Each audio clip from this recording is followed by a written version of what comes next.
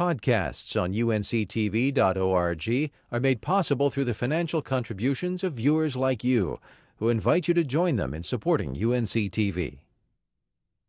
In 1995, David Levin co-founded two KIPP schools. Since then, the Knowledge is Power program has grown to 99 schools with over 27,000 students. Mr. Levin recently visited Elon University and spoke with Elon's president, Leo Lambert, about KIPP's innovative approach to education.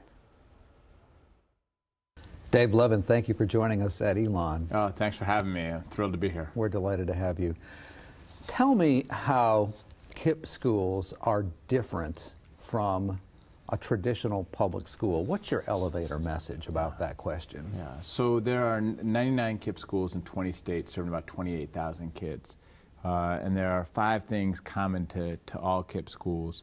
This idea of high expectations for academics and character. This idea that there is more time. So we have an extended school day, extended school week, and extended school year. This idea that it's a choice and commitment on the part of all of our teachers to be there, to agree to that. It's power to lead, so that of our principals and our regional leaders. And then finally, it's this idea of focus on results, complete transparency of what we do well and what we're struggling with. And because of these principles, what we call the 5 pillars, we've doubled the high school graduation rate in our neighborhoods. We've tripled the college matriculation rate. And we've quadrupled the college graduation rate.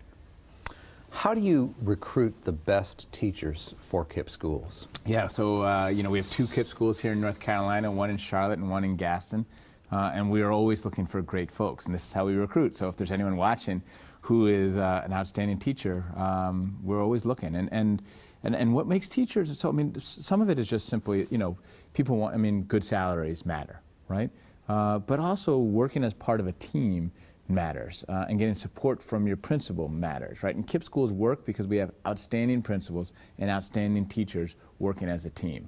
And that's what really makes a great school work, and that's how you attract people, and more importantly, that's how you keep people as well. And if you think about why teachers leave the profession, very often it's a lack of support, and secondly, there's an uncertainty about what the future holds. So you can have a great year, and then the next year your work may or may not be continued.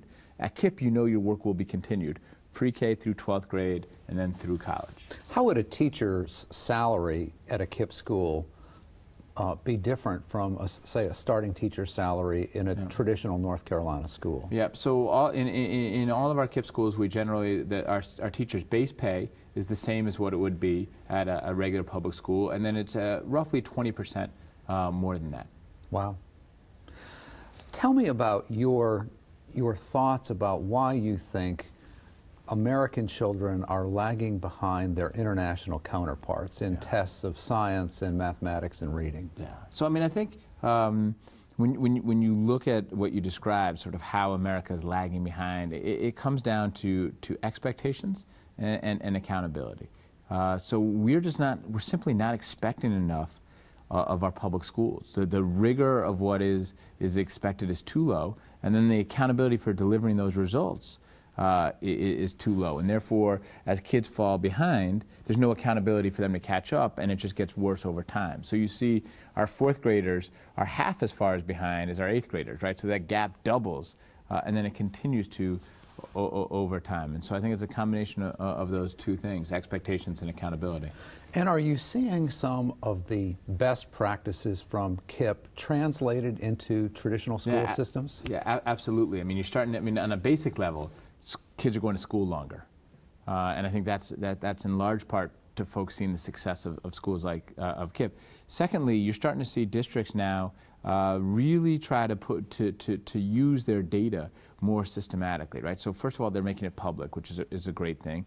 Second of all, they're using it not just to evaluate folks, but more so to drive improvement. What can we learn from what we're doing?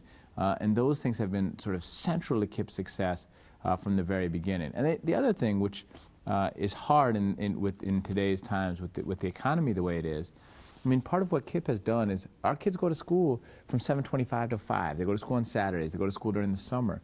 And with all these hours, in order to make school fun, you have to do all the co-curriculars, the sports, the music, and all these things And unfortunately, too often schools are cutting those out. Right. And we've brought all those back. And you're starting to see school districts wrestle with that, you know, because once you cut all of that, you know, you sometimes take away the things that make school, you know, fun. How are families connected to schools? It's a great question. So all of our kids come to us through blind lottery. So without any regards to their prior academics or behavior, their names literally get picked out of a box. And then following enrollment, we do a home visit with every family. We meet them in their homes, and we have a commitment to excellence form. And it outlines the expectations that we have for ourselves as teachers. It outlines our expectations for parents. It outlines our expectations for kids. We give every parent and every student our cell phone numbers, and we're called all the time by people. And it's basically this natural relationship. We talk about team and family, and it's that relationship of team and family that really makes KIPP work. Wow.